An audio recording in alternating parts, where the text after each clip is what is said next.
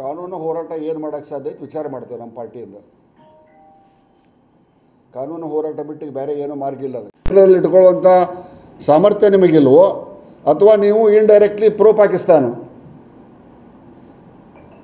ಸೈನ್ಯವನ್ನು ಡಿಮೊರಲೈಸ್ ಮಾಡಬಾರ್ದು ಅನ್ನುವಂಥ ಆದೇಶ ಮಾಡೋಕ್ಕೆ ಸನ್ಮಾನ್ಯ ಡಿ ಕೆ ಶಿವಕುಮಾರ್ ಸಾಹೇಬ್ರಿಗೆ ಏನಾಗಿದೆ, ಸನ್ಮಾನ್ಯ ಮುಖ್ಯಮಂತ್ರಿಗಳಿಗೆ ಏನಾಗಿದೆ, ಮಲ್ಲಿಕಾರ್ಜುನ್ ಖರ್ಗೆ ಅವ್ರಿಗೆ ಏನಾಗಿದೆ, ಅವರ ಸುಪುತ್ರ ಬಾಯಿಗೆ ಬಂದಂಗೆ ಮಾತಾಡ್ತಾನೆ. ರಾಷ್ಟ್ರೀಯ ಅಧ್ಯಕ್ಷರ ಸುಪುತ್ರ ಇವರು ಎಲ್ಲಿ ಮತ್ತೊಮ್ಮೆ ಭಾಷಾವಾರು ಅಥವಾ ಈ ಜಾತಿವಾರು ಪ್ರಾಂತ ವಿಭಜನೆ ಮಾಡ್ತಾರೆ. ಇವ್ರ ಕಡೆಗೆ ಏನಾರು ಅಧಿಕಾರ ಸಿಕ್ಕರೆ, ಕಾಂಗ್ರೆಸ್ನವ್ರ ಕಡೆ ಅಧಿಕಾರ ಸಿಕ್ಕರೆ ಮತ್ತೊಂದು ಪಾಕಿಸ್ತಾನ ಮಾಡಿಡ್ತಾರೆ. ಈ ರೀತಿ ಅಂತ ಹೇಳಿಕೆಯನ್ನು ಭಾರತೀಯ ಜನತಾ ಪಕ್ಷ ಕಟುವಾಗಿ ಟೀಕಿಸ್ತೈತಿ. ಆ ಮಂಜುನಾಥ್ ಮೇಲೆ ಕೇಸನ್ನು ಹಾಕಬೇಕು.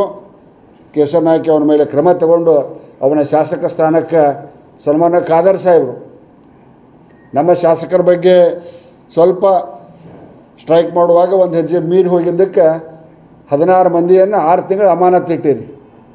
ಈ ರೀತಿ ಮಾತನಾಡುವಂಥ ದೇಶದ್ರೋಹಿ ಹೇಳಿಕೆಯನ್ನು ಕೊಡತಕ್ಕಂಥ ಶಾಸಕರ ಮೇಲೆ ನೀವೇನು ಕ್ರಮ ತಗೊತೀರ ಅನ್ನೋದನ್ನು UT ಖಾದರ್ ಸಾಹೇಬರು ಸ್ಪಷ್ಟಪಡಿಸ್ಬೇಕು.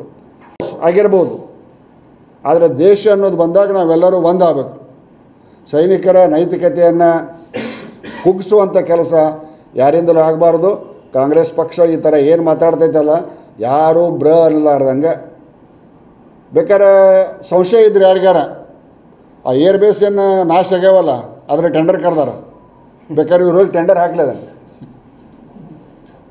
20-21 ಏರ್ಬೇಸ್ ನಾಶ ಆಗ್ಯಾವ, ಅದರ ಟೆಂಡರ್ ಕರೆದಾರ ರಿಪೇರಿ ಮಾಡೋಕ್ಕೆ. ಇವ್ರು ಯಾರ್ಯಾರ ಬಗ್ಗೆ ಸಂಶಯ ಐತಲ್ಲ, ಲಾಡ್ಗಿರ್ಬೋದು, ಗುಂಡೂರಾವ್ಗಿರ್ಬೋದು, ಪ್ರಿಯಾಂಕಾ ಖರ್ಗೆಗಿರ್ಬೋದು, ಮಂಜುಗಿರ್ಬೋದು, ಏನೇನು ಯಾರ್ಯಾರು ಮಾತಾಡೋರಲ್ಲ, ಬೇಕಾದ್ರೆ ಇವ್ರು ತಮ್ಮ ಬೆಂಬಲಿಗರಿಂದ ಅಲ್ಲಿ ಹೋಗಿ ಟೆಂಡರ್ ಹಾಕಿಸ್ಲಿ.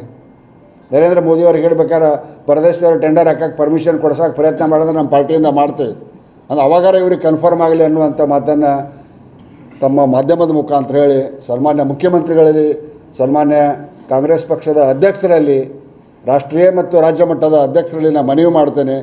ನಿಮ್ಮ ಶಾಸಕರಿಗೆ ದೇಶ ಪ್ರೇಮದ ಪಾಠವನ್ನು ಕಲಿಸ್ರಿ, ತುಷ್ಟೀಕರಣದ ರಾಜಕಾರಣವನ್ನು ಮಾಡಬೇಡ್ರಿ ಅನ್ನುವಂಥ ಮನವಿಯನ್ನು ಮಾಡ್ತೀನಿ.